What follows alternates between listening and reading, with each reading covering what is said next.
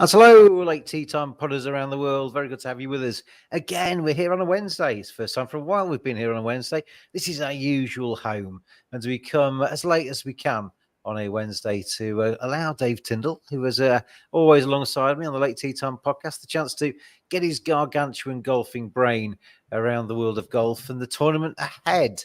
How are you, DT? Yeah, good, thank you. Looking forward to this one. It's don't be thrown by the title, the Cognizant Classic. It's what we all know as the Honda. But that's what it's called, isn't it? Well, it is. Yeah, I've not come to terms with it just yet. But you started making me think I'd made a mistake there, but I hadn't. Yeah, no. But we have got. I'll bring it onto the screen, seeing you've mentioned it. That is our tournament this week. I'll run through the top end of the market. Rory McIlroy is hot favourite. He's miles ahead, 8-1 in the market. You've got Cam Young in there at 22s. Russell Henley's 25s. Eric Cole's 28. Yu Young Kim is Tom Kim, isn't it? He's 28-1. Matt Fitzpatrick is 30-1, and the rest are a bigger. Good field as well, DT, this time. But Rory is very short compared to the rest, isn't he? Yeah, he has won this, but it was a long time ago, over 10 years ago. So his record in recent times, he's not played it for quite a few years, but his record towards the end of that run was a bit poor, missed cuts. But just before we came on air to do this, I was reading his quotes, actually, and he said the course is a lot easier than it was 10 years ago. Okay. So I don't know whether they said it's softer, the rough's not as tough. So whether he's, it's funny, I didn't see anyone else say that in the interviews, but maybe Rory is kidding himself, or he's wanting to be in a positive frame of mind. But I think you can generally believe him. But it's normal.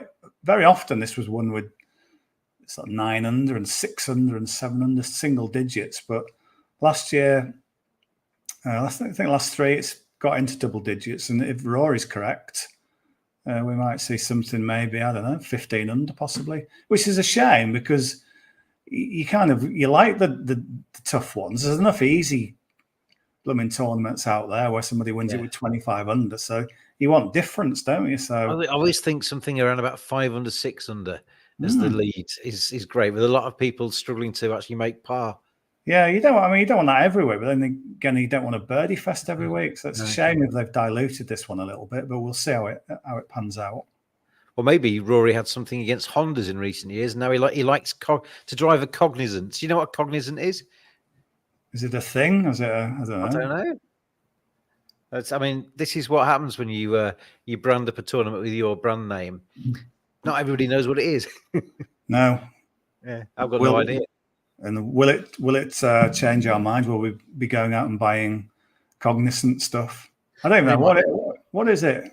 I mean, you might be walking through the supermarket next week and you'll see the Cognizant brand of washing powder and think, "Oh yeah, I recognise that."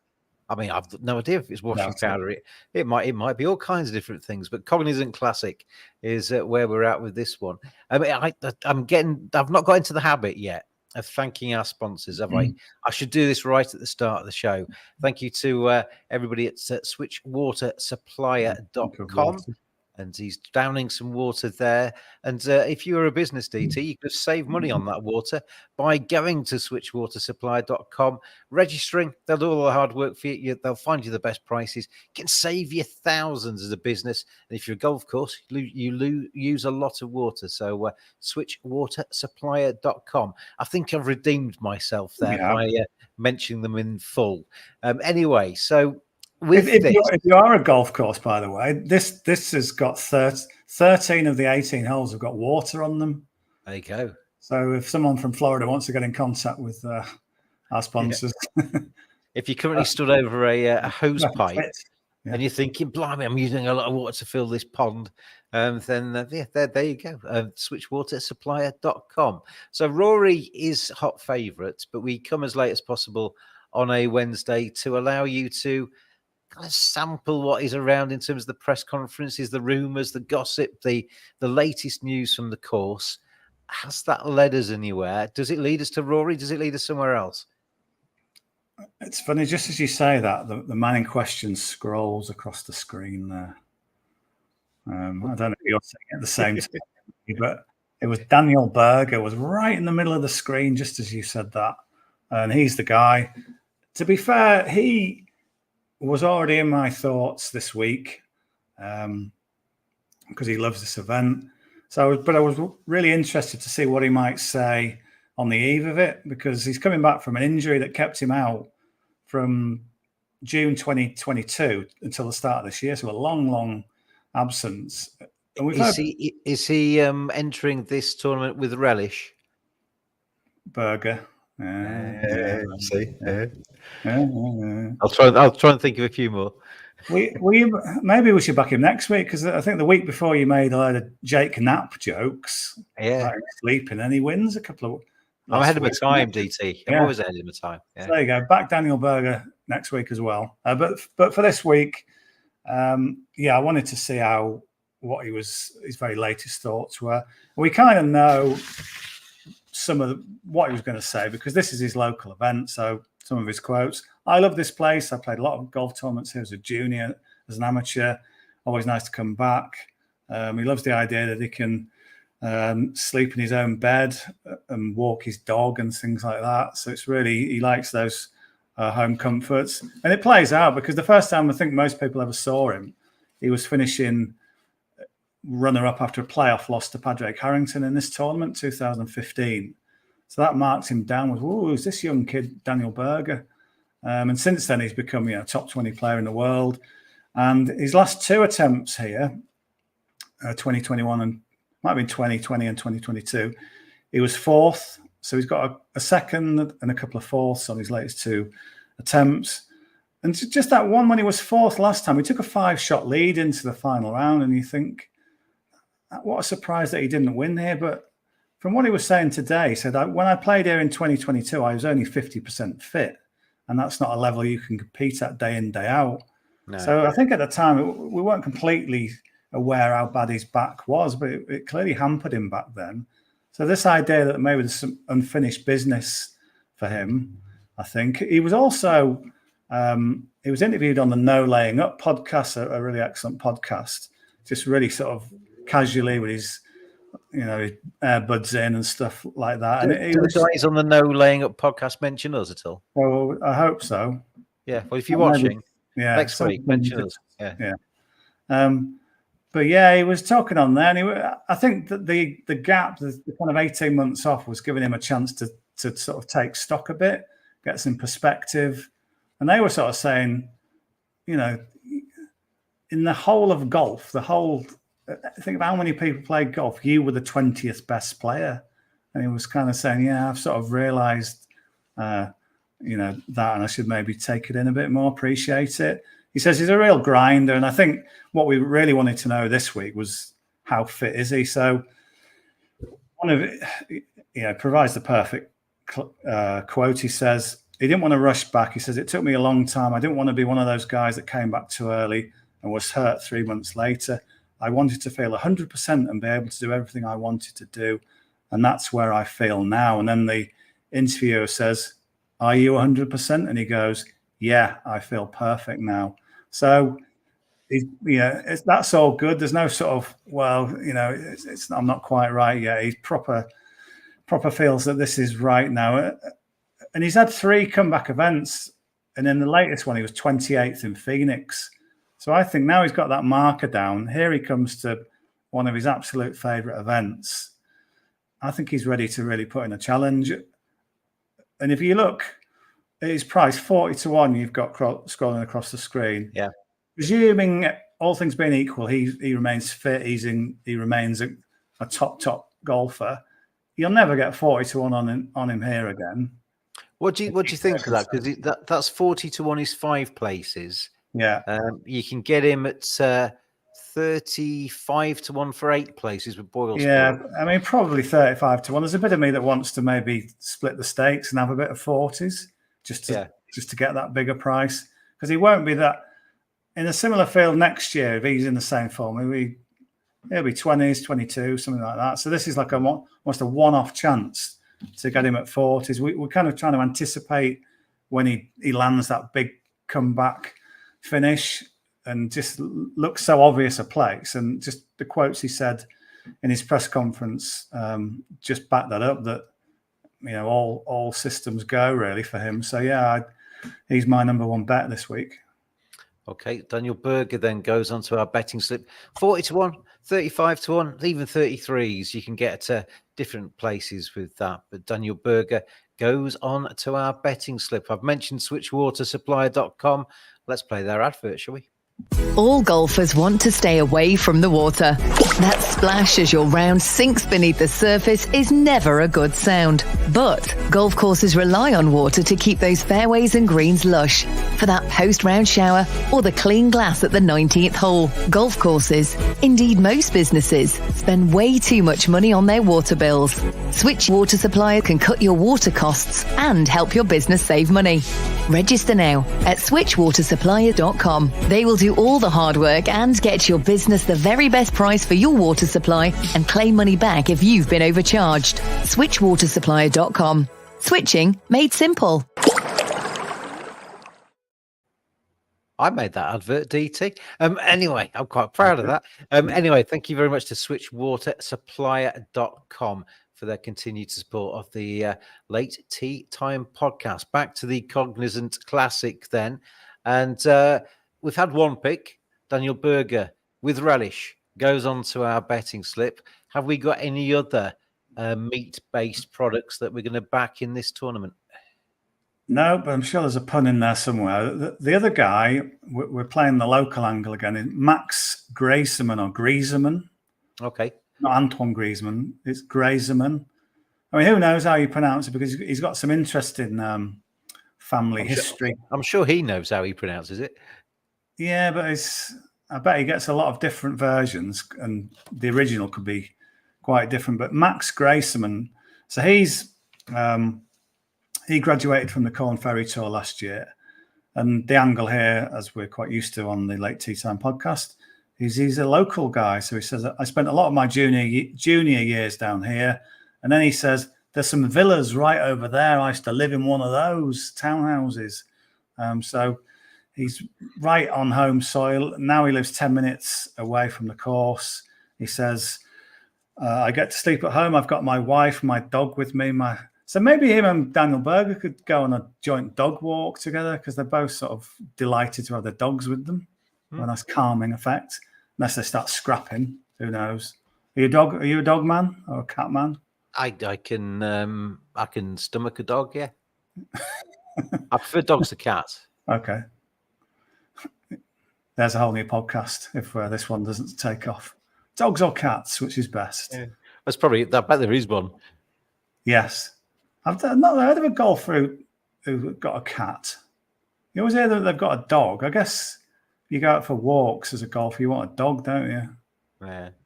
Target had a big cat on his drivers, didn't he? But yeah, Ricky Fowler, sponsored by Puma. I'm sure if any golfers are watching who have a cat, let us know.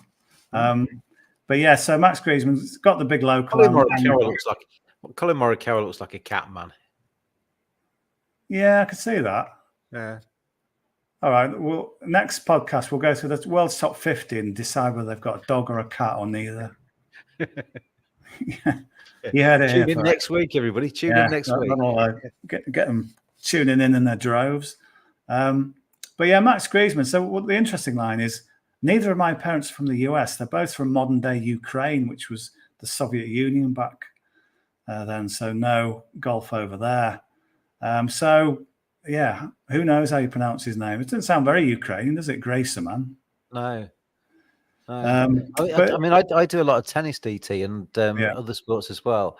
And there's definitely some Ukrainian athletes in all sports have really been inspired by the conflict back home, redoubling their efforts to try and do something to kind of do their bit, I guess, for the war effort. They're still obviously playing their sport and they're not anywhere near the front line, but they want to. I think it's obviously it's very much forefront of their minds what's going on back home. Yeah, definitely.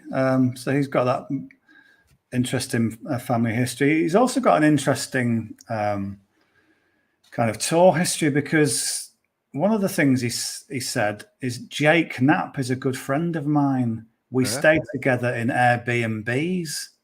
I'm actually going to play 9 holes with him this afternoon.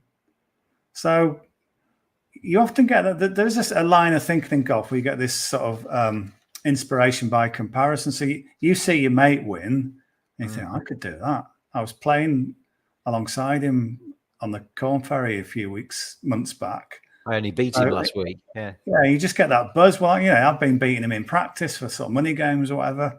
So I think, what a time for it to rub off here in his local event. So that's quite an interesting little angle for him. So obviously the big question though is we've got these angles. How good is he? So I was just looking through his record. So the last time he played in Florida, his home state, he was 22nd in both his events, the Suncoast Classic. He's a good iron player, twice a runner-up on the Corn Ferry last summer. And then this season, we're talking about a big outsider here, so they expect some amazing results. But he was 28th after the third round of the American Express, which was a decent run. He actually withdrew from Mexico last week with a back injury, but there's no mention of that in his press conference. So I presume he's all right. And then looking at where we can back him. Then you can back top 40. I thought that might be a reasonable ask. If you want to nibble on him to be placed, he's 250 to 1, 8 places with Sky Bet. So that's your way in if you think he can go the whole hog. That's the best price you can get. You got 8 places on the best price at the same time, which is a rarity. But obviously, top 40 is where you're looking, DT. Yeah, it seems to be 3 to 1 with all the firms are offering top 40.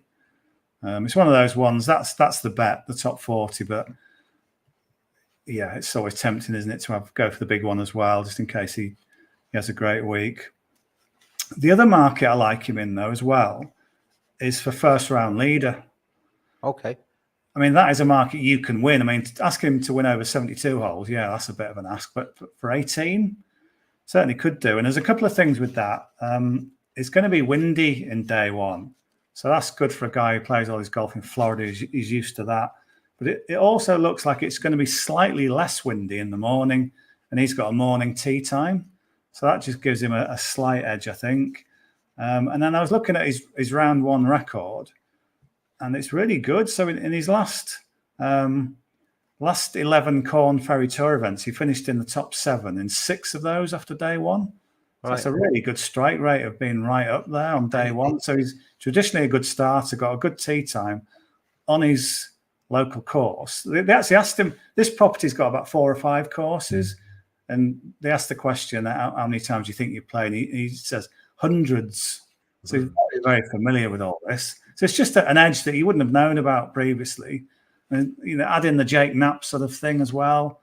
Just thought there's a few little interesting lines to back him in a few markets. And first round leader is definitely one of them.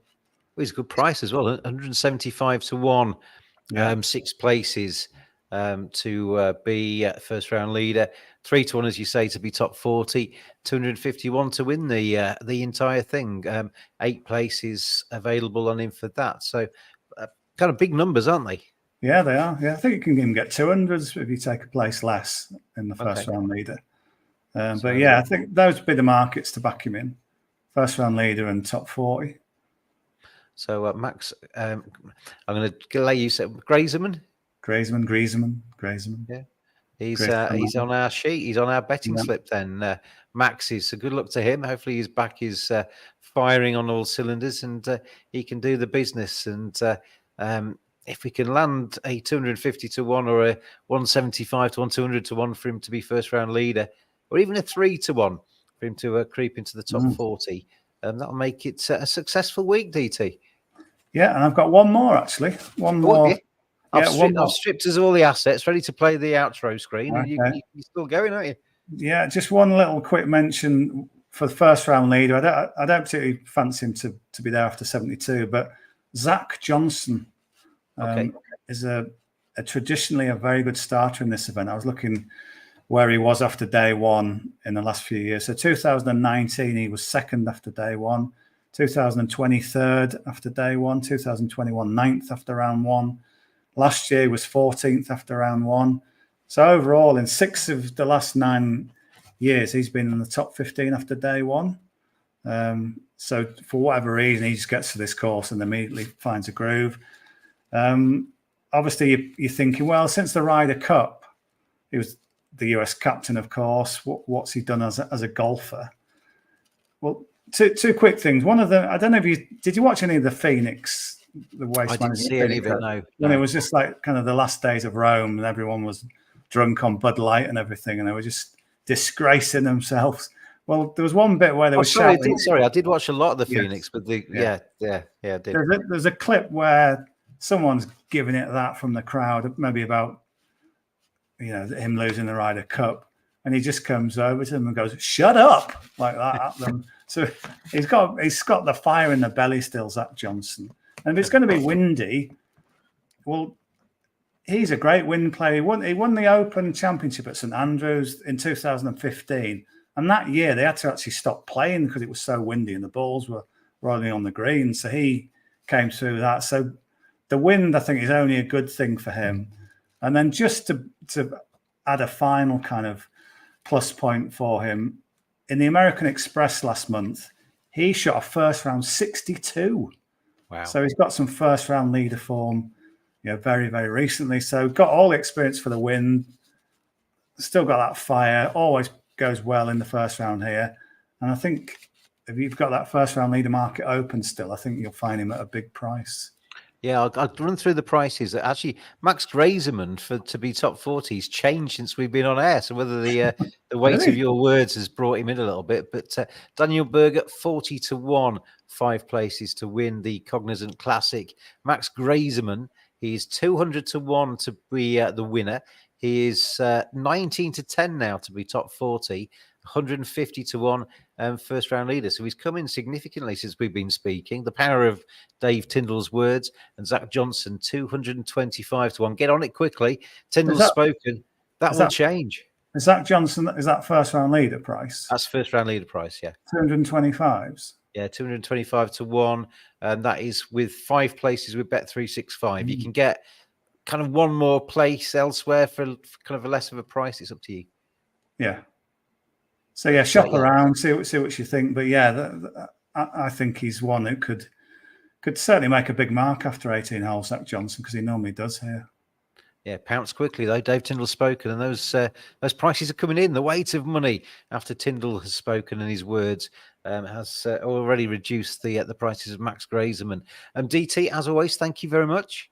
And thank you, late tea time putters out there, gamble responsibly. This has been a sports broadcast media production, and we'll endeavour to see you around about the same time next week. Cheers, everybody.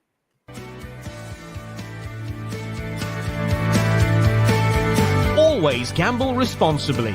Visit begambleaware.org for more information.